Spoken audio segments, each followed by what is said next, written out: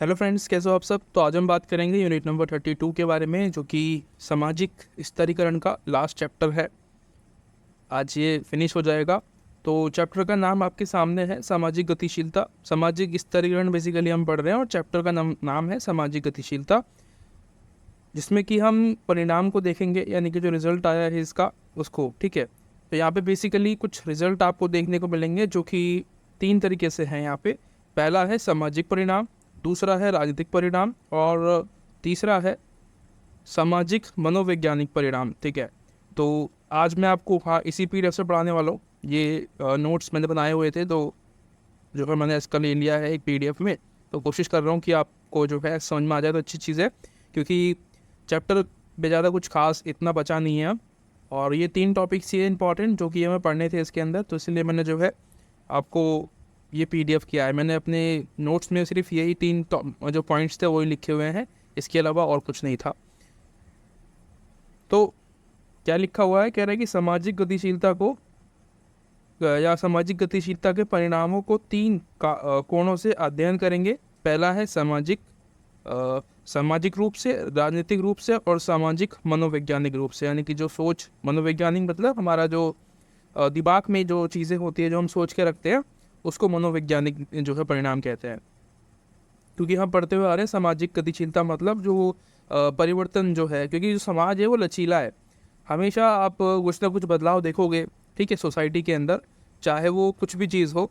हमारी जो बिहेवियर है उसमें बदलाव आता है, और उसके अलावा जो परिवार है वो बदल जाते हैं। पहले कैसे जॉइंट फैमिलीज़ हुआ करती थी, आज संयुक्त परिवार जो है, सॉरी, जो है एकल परिवार आप देखते हो, आज सिंगल फैमिलीज़, है ना। जाति जो है वो उसमें परिवर्तन आया है। पहले जातियाँ बहुत ज़्यादा प्रबल हुआ करती थी, जातियों का वर्चस्व था, जो बड़ी बड़ी जातियाँ थी। और एक होती थी निम्न जाति, जिनको कोई अधिकार नहीं था, उसमें भी बदलाव आया। अंग्रेज़ लोग आए, उन्होंने चीज़ों को जो है बदलाव किया। और जो एजुकेशन थी वो भी हमें जो है गतिशीलता प्रदान कर दी सोसाइटी को। वैसे ही जो रिजल्ट इसके एट द एंड आते हैं, जो निष्कर्ष निकलते हैं लास्ट में, उसको आज हम यहाँ पे डिस्कस करेंगे। ठीक है, सामाजिक परिणाम, राजनीतिक और जो मनोवैज्ञानिक है उसको देखेंगे। यहाँ पे क्या कह रहा है इसको थोड़ा समझ लेते हैं। सामाजिक गतिशीलता के परिणामों के अध्ययन की पृष्ठभूमि। ये क्या कह रहा है, सोरोके ने सामाजिक गतिशीलता के परिणामों को उपस्थित रूप से पहली बार अध्ययन किया है। ठीक है, सॉरी, व्यवस्थित रूप से पहली बार अध्ययन किया है, सही तरीके से, यानी कि एकदम आंकड़ों के आधार पे और सही तरीके से, सही क्रोनोलॉजी में इसको स्टडी किया है सोरोकेन ने। हमें पहले से पता है। बार बार जो है एक चीज़ों को याद, बार बार पढ़ने से क्या होता है ना, वो चीज़ें याद हो जाती हैं। तो आपको जो है जब भी आप सामाजिक गतिशीलता नाम सुनोगे तो आपको सोरोकेन का नाम याद आएगा, और इजीली आप उसका नाम यूज़ करके चीज़ों को लिखोगे तो ज़्यादा आपको मार्क्स मिल सकते हैं। सोरोकेन ने इसे 3 आयामों में अध्ययन किया है। कौन कौन से आयाम है? पहला है समाज पर गतिशीलता का जनसंख्या प्रभाव, ये भी मैंने आपको बता दिया था लास्ट वीडियो में। ठीक है, जनसंख्या से कैसे प्रभावित होती है जो गतिशीलता होती है। मानव व्यवहार और मनोवैज्ञानिक प्रभाव, समाज के संगठन और उनकी प्रतिक्रिया को प्रभावित करता है। करने वाला जो प्रभाव होता है वो सामाजिक गतिशीलता को जो कुछ चीज़ें प्रभावित करती है, जैसे कि जाति थी। तो ये जाति जो थी ना पहले हमारे समाज में, ये समाज को गतिशीलता जो है ना उसको रोकने का काम कर रही थी। समाज के अंदर जो गतिशीलता होती है, जो बदलाव की जो भावना होती है, उसको रोकने की काम कर रही थी जो सोशल सिस्टम था हमारे यहाँ पे, जो वर्ण व्यवस्था थी वो। लेकिन अब ऐसा नहीं है। अब कॉन्स्टिट्यूशन है, सबको बराबर का अधिकार होता है, फंडामेंटल राइट्स होते हैं हमारे पास, जिसके आधार पे हमें किसी भी तरीके से कोई भेदभाव नहीं झेलना पड़ता। उसके अलावा गतिशीलता के सामाजिक परिणाम क्या होते हैं, तो यहाँ पे आपको क्या फोकस करना है, सामाजिक परिणाम। ठीक है, गतिशीलता तो हम पढ़ ही रहे हैं, हम यहाँ पे सिर्फ मेन फोकस जो होगा समाज में कैसा उसका बदलाव हुआ है, क्या परिणाम हुए समाज के अंदर। तो ये बात कर रहा है आपसे बुर्जुआवादी के बारे में। तो बुर्जुआ कौन थे, मैंने आपको बताया था। बुर्जुआ मतलब जो कमा के खाने वाले लोग थे ना, बुर्जुआ। इसको आप श्रमिक कह लो, ठीक है, या मध्य वर्ग कह लो, या गरीब कह लो, जो आपको मन करे आप वो कह सकते हो। इसको बहुत सारे शब्दों से जो है नवाजा जाता है बुर्जुआ वर्ग को। तो वही कह रहा है 50 और 60 के दशक में बहुत सारे विद्वानों ने मार्क्स के मुकाबले में बुर्जुआ और शोध ग्रंथ प्रस्तुत किए। तो कुछ विद्वान, बहुत सारे विद्वानों ने जो है कार्ल मार्क्स के अगेंस्ट जाके ये कहा था कि जो बुर्जुआ वर्ग है उसकी संख्या बढ़ेगी, ठीक है, उसमें इंक्रीजमेंट देखने को मिलेगी कि जो बुर्जुआ वर्ग है वो ज़्यादा हो जाएगा।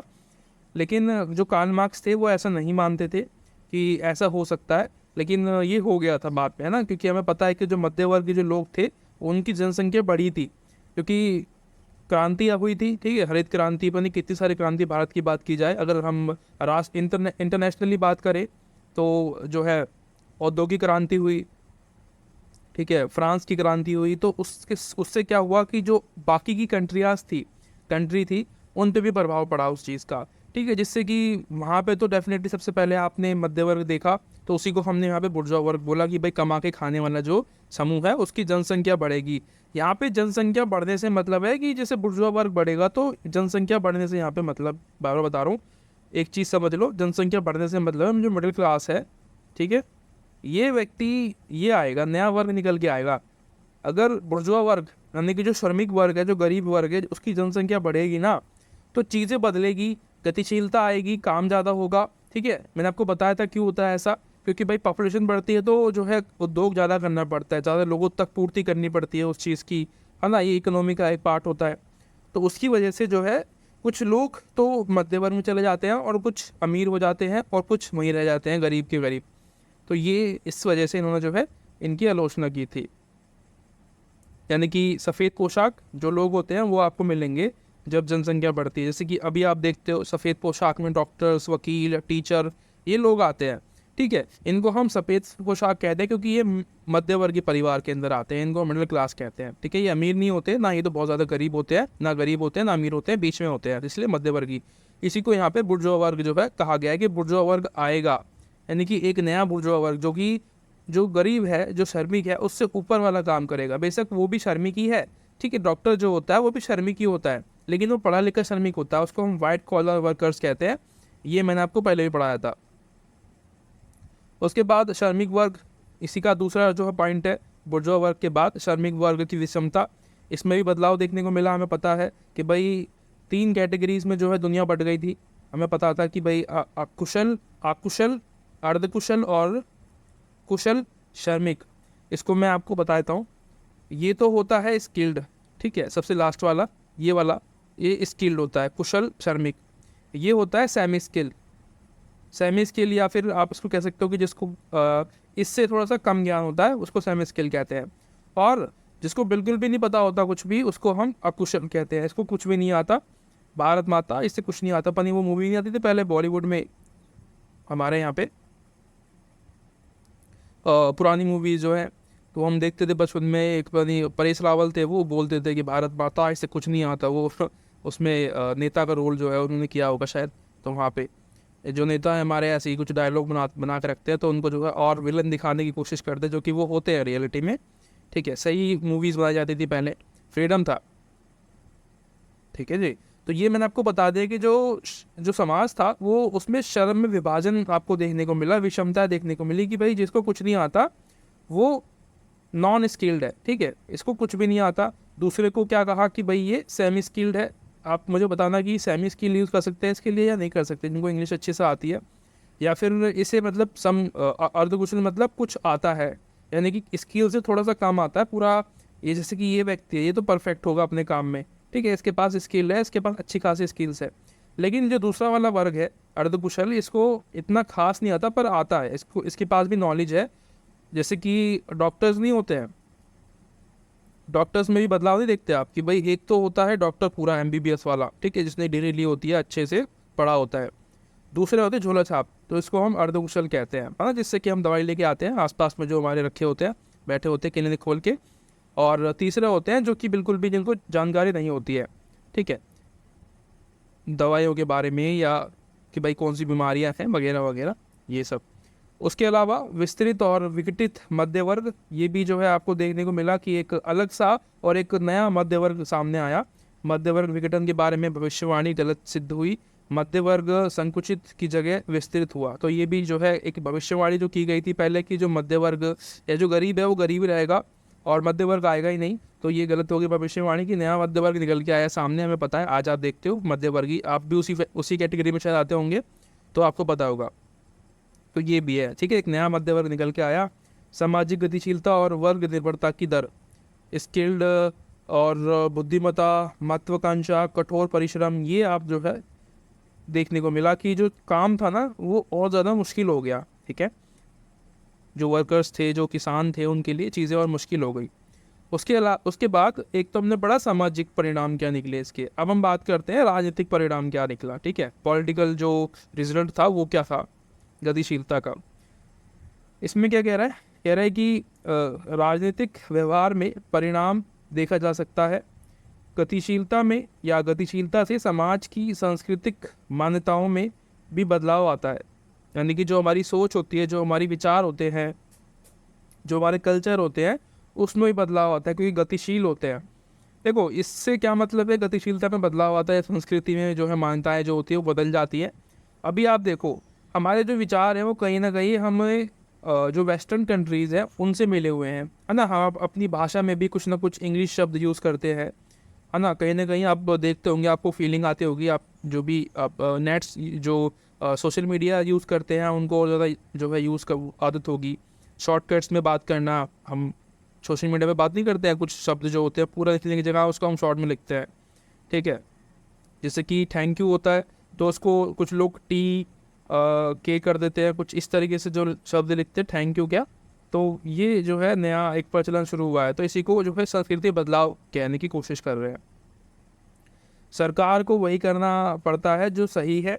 गतिशीलता को अपनाने से पहले कुछ नियम कानून बनाए जा सकते हैं। तो जब हमें कोई गतिशीलता अपनानी है तो हम कुछ रूल्स और रेगुलेशंस अपना सकते हैं। एग्जाम्पल आप समझो कि ये क्या कह रहा है, जैसे कि गतिशीलता अपनाने से यहाँ पे मतलब क्या है। जैसे कि भारत है, भारत ने जो है 1993 में जो है जाके लगभग इतने समय में 1993 या 91, मुझे एग्जैक्ट अभी डेट याद नहीं आ रही है, हमने एलपीजी मॉडल अपनाया था। ठीक है, एलपीजी मतलब वो गैस नहीं जो घर पे यूज़ होती है, एलपीजी मतलब जो हम लिबरलाइजेशन, प्राइवेटाइजेशन जो और ग्लोबलाइजेशन की बात करते हैं वो अपनाया था इंडिया ने। तो इससे क्या था कि कुछ कंट्रोल जो था ना वो हमने खो दिया, अपनी सभ्यता पे, अपनी कल्चर पे कंट्रोल खो दिया, जिसकी वजह से इसके बारे में बात हो रही है। जो गतिशीलता है ना, कंट्रोल में रहनी चाहिए, सरकार को उसको जो है कब्जे में रखना चाहिए ताकि हमारी जो सभ्यताएँ हैं हम भूल ना जाए, जो कि हम कर रहे हैं, लगातार बोलते जा रहे हैं। जो बहुत बुरी तरीके से जो है हमारा जो कल्चर है वो डिस्ट्रॉय हो रहा है। हमारे कल्चर को बाहर की कंट्रीज़ अपनाती हैं, वहाँ की महिलाएं अपनाती हैं, लेकिन इंडिया में लोग जो है अपनी कल्चर को भूलते जा रहे हैं।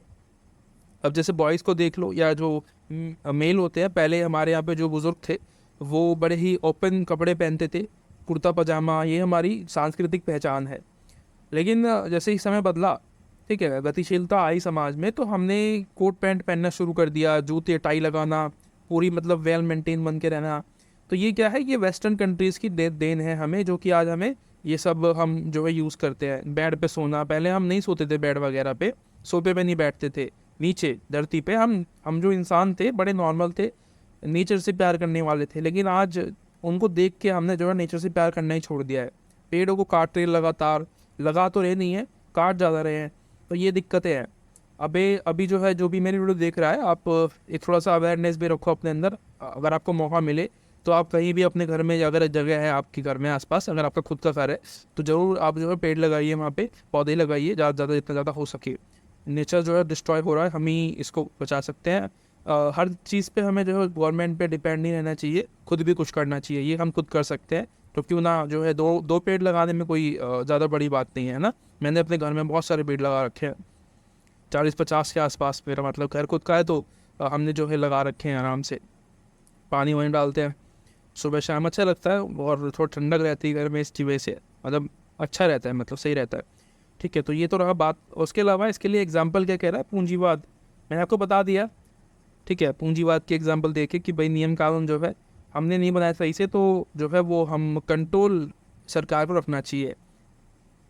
उसके बाद तीसरा जो टॉपिक है, मानव वैज्ञानिक परिणाम क्या हुआ इसका, वो है, इसमें क्या कह रहा है, ये हमें मानसिक रूप से उच्च स्थिति प्राप्त करने में प्रेरणा देता है। ठीक है, यानी कि आगे जाने की, सक्सेस को अचीव करने की जो है हमारे दिमाग में चीज़ों को बैठाता है, संघर्ष करना सिखाता है। हम आज देखते हो कंपटीशन करते हैं, एग्ज़ाम्स में बैठते हैं, बड़े बड़े एग्ज़ाम में बैठते हैं, कंपटीशन करते हैं, तो ये करना सिखाता है हमें, जो गतिशीलता है। हम जो आज हैं हम चाहते हैं कि हमारी जो कंडीशन है आज से अच्छी हो जाए, हमारी जो मेहनत जो हम करते हैं, जो हम पढ़ाई कर रहे हैं, जैसे कि अभी आप कर रहे हो, आप क्यों कर रहे हो? क्योंकि आपको अपनी जो कंडीशन है, जो पहले जो आपके पेरेंट्स जितना आपने आपके पेरेंट्स ने अपने लिए आपके लिए किया, आप चाहते हो कि आप उससे भी ज़्यादा उनके लिए करो और अपनी आने वाले जनरेशन के लिए आप कुछ अच्छा जो है छोड़ के जाओ। तो उसके लिए हम जो है चीज़ों को करते हैं। लेकिन इसमें जितनी प्रेरणा ऊपर जाने की होती है, उतनी ही दर नीचे गिरने का भी रहता है। यानी कि जैसे कि बिजनेस करते हैं कुछ लोग, तो उसमें बराबर का जो है रिस्क रहता है। ठीक है, 50-50% रहता है कि आप ऊपर भी जा सकते हो और आपका लॉस भी हो सकता है, और बहुत ही ज़्यादा जो है लॉस हो जाता है कभी कभी।